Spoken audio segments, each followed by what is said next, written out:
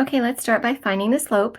So we have y2 minus y1, negative 5/5, negative 9/5, excuse me, minus negative 3/5, over x2 minus x1, 9/10, minus negative 1/10.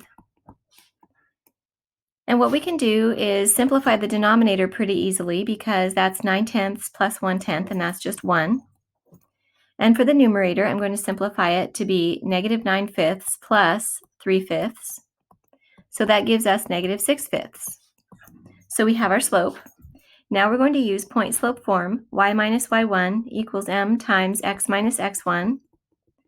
And we can use any one of our 2 points. So I'm going to use 9/10, negative 9/5 for my x1, y1. And I'm going to use negative 6/5 for my slope m. So we have y minus negative 9/5